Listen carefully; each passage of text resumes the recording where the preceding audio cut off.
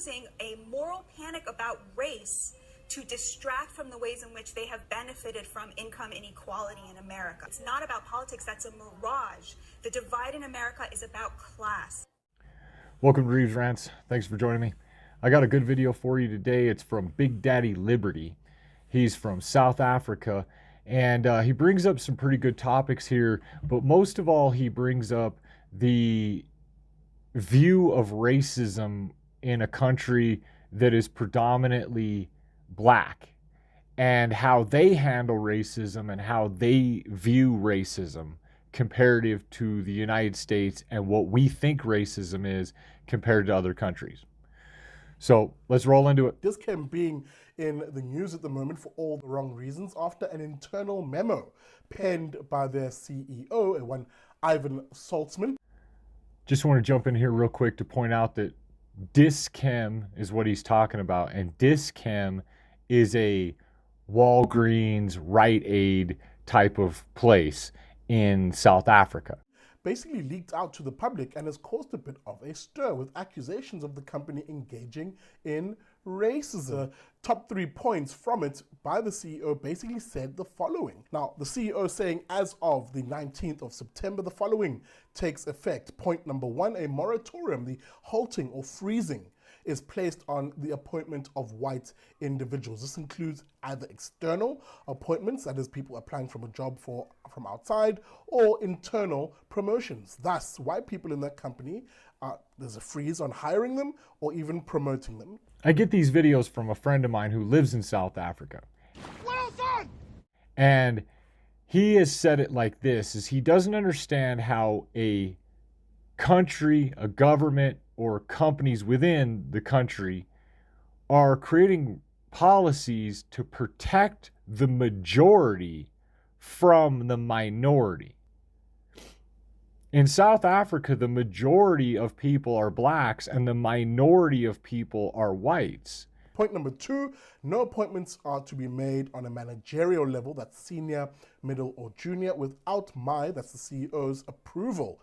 And number 3, he says the achievement of set employment equity targets, the law that he's basically citing and using in order to enact this racist policy, the racist law. Listen to what he's saying. He's saying that what equates to in the United States as affirmative action is racist. In South Africa, they view this as racist, to give people jobs based on color. That is racist in South Africa. But in the United States, with affirmative action, we believe that people need to be given jobs based on their race, because without that, no one else would give them jobs. But yet we see in South Africa where the majority of people are blacks, but they're having to create these same woke policies because this isn't about hiring blacks or hiring whites. This is about a fake persona to say that you're helping people and to say that you're not racist. When no one's really calling a lot of these companies racist, they're making themselves look racist. So that it's absolutely crystal clear here as to what the genesis of this racist policy stems from. This Dis-Chem is effectively heeding and listening to the instruction of racist politicians and a race-obsessed political elite in this country, the very same politicians and political elites who write these racist laws. No matter where you go, United States, South Africa, you have affirmative action laws in essence, demanding that you hire so many people of certain colors. And who demand that the rest of society and employers in this country use race in order to decide opportunity and, of course, employment. Opportunity by way of a law such as BEE, or Broad-Based Black Economic Empowerment, which decides economic empowerment by race, or employment by way of Employment Equity Act, which again decides jobs on the basis of race, creating different categories of race and then picking winners and losers from there. And this is one of the biggest problems with the liberal woke agenda, is to say that, well, everybody needs the government except the government. So you all should just sit back and let us take care of you. And it's a long game agenda, but you can see it happening in South Africa where there's no jobs.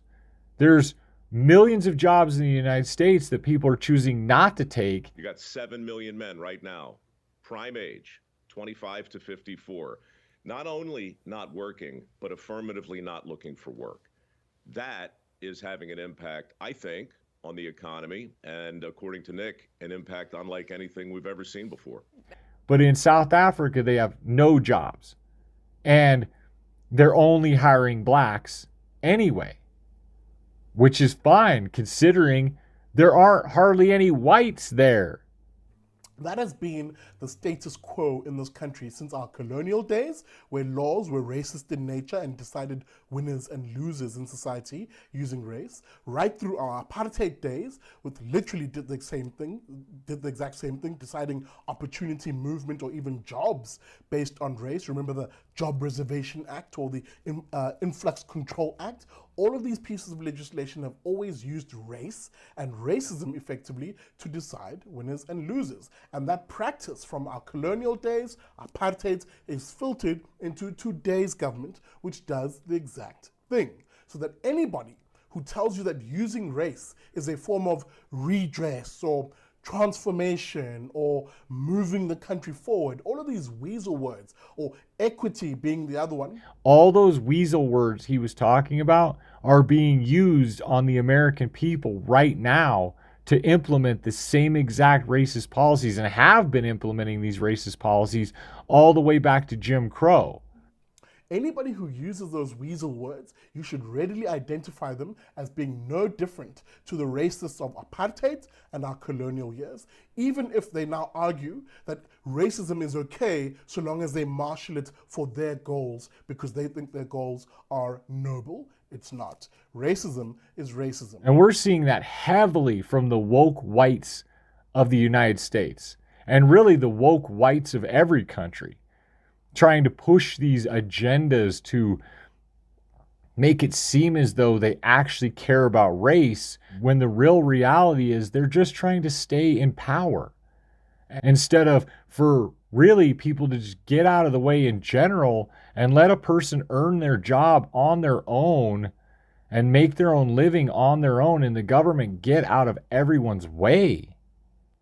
The government in any country is constantly in people's way of prosperity and productivity amongst all the different races in our countries. With that being said, thanks to my viewers, thanks to my subscribers especially. I know I don't thank you guys, I don't say much about it, but thank you guys so much for subscribing to this channel, liking my videos, commenting on my videos. Thanks for watching. Later.